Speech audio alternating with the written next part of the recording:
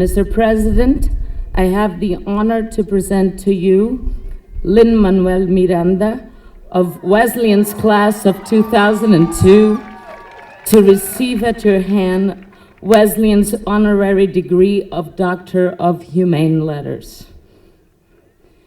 You infuse your work with your Latino roots, deftly mixed with the hip-hop beat of your native New York. You tell us universal stories of hopes and dreams, struggles and triumphs, and love for community in worlds undergoing transformation.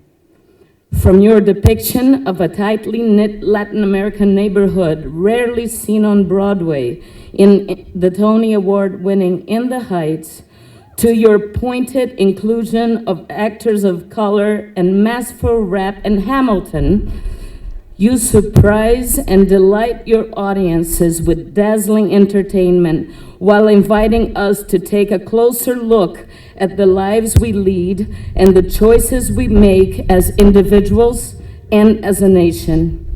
Your words and music can and do make a difference. Today, we are proud to honor you for your profound creativity and your engaging invigoration of the American musical.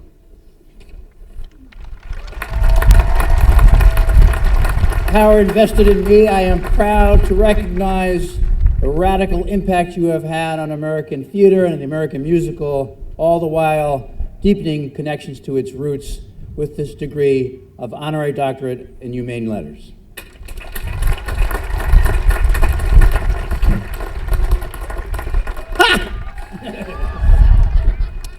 Thank you, President Roth, Provost, Board of Trustees, faculty, students and family, West Wings, Thai Gardens, and Neon Deli. As I look across the sea of proud, sleepy graduates who just hours ago were turned all the way up in the tent where your families now sit, seriously, your grandmother is sitting where you know what you did. I can't help but wish I had been asked to be your freshman orientation speaker instead. Over the course of your time here, you have learned innumerable lessons, large and small, but I could have saved you a few of them. So, future graduates on Foss Hill, are you here? Consider this your post-frosh orientation advice. Learn how to navigate the entire CFA through the tunnels. If you live across Washington Street, a good portion of your walk of shame home can be subterranean. Don't get in a car to go skinny dipping at Miller's Pond unless one person in your party actually knows how to get there. Being lost with a bunch of people you'd rather be naked with is never fun. Make friends with Cynthia at the Neon Deli. Make friends with the amazing Aramark folks who serve your food. They're predisposed to love you, and they will be a shoulder to lean on when you're hungry or sad or out of points. The best paying student job at Wesleyan is being a nude model for Drawing One. Somewhere, someone has a naked drawing of me like this. Don't order the cocoa berry freeze at the Athenian Diner. It may seem like a fun way to put alcohol in your face, but you will regret it in the morning. Once you've declared a major, read the requirements for your major often. Are you good? Read it again. Are you good? Are you sure? Let me speak for the parents who may need to pay for that extra semester. Double check. Above all, sink your teeth into this school and don't let go. Graduating class of 2015, my dear exhausted graduates, senior week is over. The people who love you are behind you taking pictures and ready to cheer for your name. The U-Haul is rented and waiting your things because you didn't pack.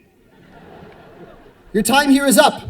If you feel like I felt on graduation day, right now your stomach is a volatile cocktail made of greed, relief, regret, pride, and cocoa berry freeze.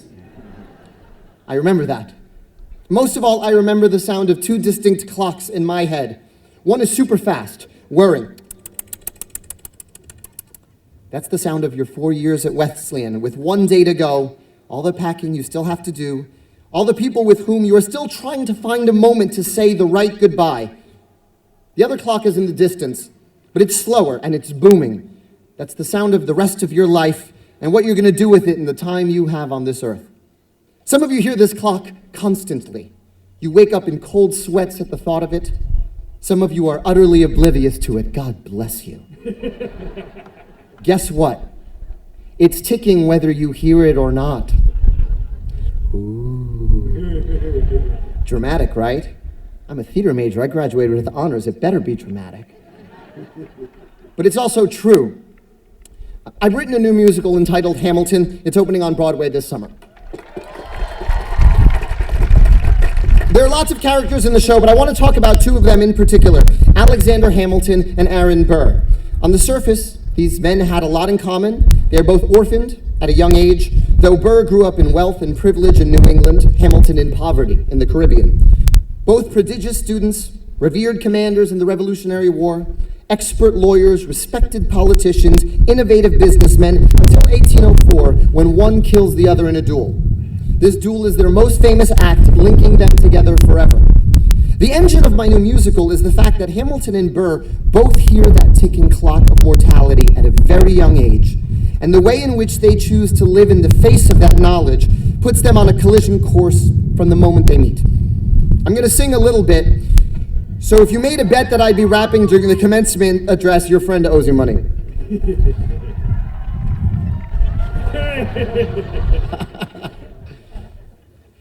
Or points. Let's start with Hamilton. He reaches New York with the clothes on his back, a small stipend to pursue his studies, and not much else, except for the knowledge that he is meeting an unprecedented historical moment. Colonies on the brink of revolution, and he wants to be there for all of it. He marches into France's Tavern, the hotbed of revolution, and he sings, "I'm gonna get a scholarship to King's College. I probably shouldn't brag, but dang, I'm amazed and astonished. The problem is I got a lot of brains but no polish. I gotta holler just to be heard with every word. I drop knowledge, I'm a diamond in the rough. A shining piece of coal, trying to reach my goal. My power of speech is unimpeachable. 17 years old, but my mind is older. These New York City streets get colder. I shoulder every burden, every disadvantage I've learned to manage. I don't have a gun to brandish. I walk these streets famished. The plan is to fan this spark into a flame. But damn, it's getting dark, so let me spell out the name. I am the ALEXANDER. We are meant to be a colony that runs independently. Meanwhile, Britain keeps shitting on us endlessly. Essentially, they tax us relentlessly. Then King George turns around and runs a spending spree, and he ain't ever gonna set his descendants free. So there will be a revolution in this century. Enter me, he said in parentheses. Don't be shocked when your history book mentions me. I will lay down my life if it sets us free. Eventually, you'll see my ascendancy, and I am not throwing away my shot. I am not throwing away my shot. Hey, yo, I'm just like my country. I'm young, scrappy, and hungry, and I'm not throwing away my shot. Contrast this with Aaron Burr.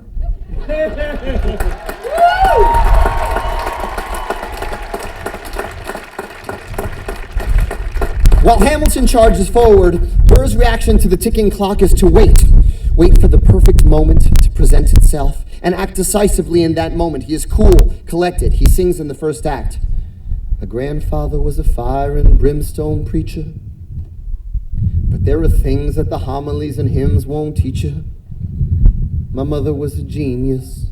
My father commanded respect. When they died, they left no instructions, just a legacy to protect.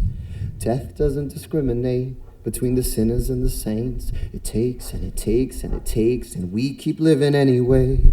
We rise and we fall and we break and we make our mistakes. And if there's a reason I'm still alive, when everyone who loves me has died, I'm willing to wait for it. I'm willing to wait for it. I am not throwing away my shot. Wait for it, wait for it, wait for it. Two ways of facing death. Two ways of approaching life. Two ways of approaching the tiny ticking clock marking your time at Wesleyan. I came to Wesleyan intending to double major in theater and film, but I fell in love with the instant gratification of student theater. You're telling me I can write something in the fall, apply to second stage, get a budget, and put it up in the spring? I am not throwing away my shot! By the end of freshman year, I've been in 2 musicals, a play, and directed my own 20-minute musical in the West Coast Cafe. Whoop! My future collaborator, Tommy Kitt, is directing a series of 1-acts on the same weekend. He's a senior, and I'm a freshman. He graduates that year. We never meet. Wait for it, wait for it, wait. Back home in New York, my father quits the non-for-profit Latino organization he founded to make money in the private sector. My mother, a psychologist, doubles down on her workload and begins seeing patients 7 days a week. My education is their second mortgage, and they are killing themselves to afford it. I am keenly aware of their sacrifice, and the tiny clock gets louder. I am not throwing away my shot. Sophomore year, I move into La Casa with 8 other Latino community leaders. And for the first time in my life, I have Latino friends my age who understand me. Whole sections of me open up to these friends, parts of me previously reserved only for my family, and I begin drawing on my Latino heritage in my writing for the first time. The result, an 80-minute 1-act musical right over there called In the Heights. I share the weekend with the dance troupe Terp. We stage it on the Marley, and I am not throwing away my shot. 2 seniors, John Mailer, Neil Stewart, see the production and tell me, we love it. We're forming a theater company when we get out of here. Will you call us in 2 years when you graduate? I put In the Heights in a drawer for 2 years. Wait for it, wait for it, wait. I do not study abroad my junior year. I have too many plays I've agreed to work on. I am not throwing away my shot. On a Tuesday morning at the beginning of my senior year, I drive down to the now defunct Colony Records in Middletown. It's primary day in New York, and I want to buy the new Bob Dylan album, listen to it on my drive to the city, vote, and come back in time for my afternoon classes. The stoner behind the register says, hey, they're saying on the radio someone just tried to blow up the World Trade Center. I say, you're crazy. Someone tried to do that in the 90s. This guy is out of his mind.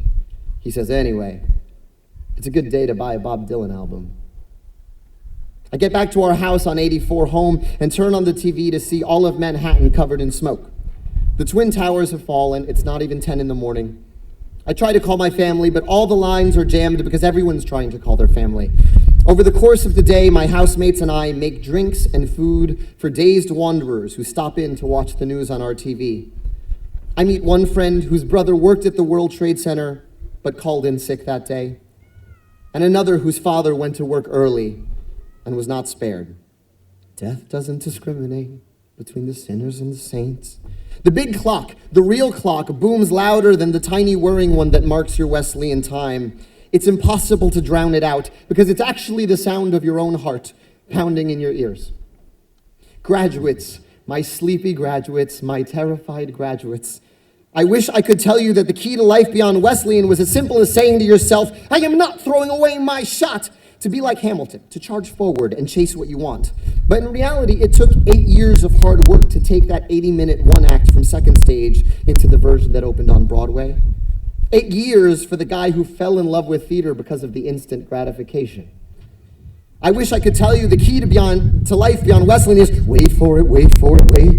To be like Burr, to wait for the perfect opportunity to present itself. But in reality, I wrote In the Heights my sophomore year because I needed to write it. I was bursting with ideas, inspired by my housemates at La Casa, and I couldn't set them to music fast enough. Because I was nearing the end of a 4-year relationship that had begun in high school, and when she left to study abroad, I found myself with all this time and angst, and I used it as rocket fuel to write that first Heights draft in about 3 weeks. In reality, you're always going to be rushing and waiting at the same time. You will pack your things to leave tomorrow while savoring every moment of today. You'll chase down your friends to say goodbye, but know that the ones who matter most will be in your life for the rest of your life. You picture where you'll be in 5 years, but the world might change around you while you're buying a Bob Dylan album. You take out a second mortgage and work 7 days a week, so 4 years later, you can cheer the loudest when they call your child's name at graduation. You hold the present in your hand as tight as you can, while your other hand reaches out for more. I'll conclude with one more passage from Hamilton, but I want to thank you for allowing me to share this moment with you. I'm sorry I couldn't be your freshman orientation speaker, but it has been the great honor of my life to be your real-life orientation speaker. Here's Hamilton at age 19, on the verge of the American Revolution. I imagine death so much it feels more like a memory. When's it gonna get me? In my sleep, 7 feet ahead of me. If I see it coming, do I run or do I let it be? Is it like a beat without a melody? See, I never thought I'd live past 20. Where I come from, some get half as many. Ask anybody why we living fast and we laugh, reach for a flask. We have to make this moment last. That's plenty. Scratch that. This is not a moment, it's the movement. Where all the hungriest brothers with something to prove went. Foes oppose us. We take an honest stand. We roll like Moses, claiming our promised land. And if we win our independence, is that a guarantee of freedom for our descendants?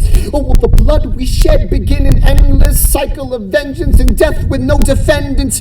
I know the action in the street is exciting, but Jesus, between all the bleeding and fighting, I've been reading and writing. We need to handle our financial situation. Are we a nation of states? What's the state of our nation? I'm past patiently waiting. I'm passionately smashing every expectation. Every action's an act of creation. I'm laughing in the face of casualties and sorrow. For the first time I'm thinking past tomorrow. And I am not throwing away my shot. I am not throwing away my shot. Hey, yo, I'm just like my country. I'm young, scrappy, and hungry, and I'm not throwing away my shot. That clock you hear is the sound of your own heart. Sink your teeth into this life and don't get let go. Congratulations.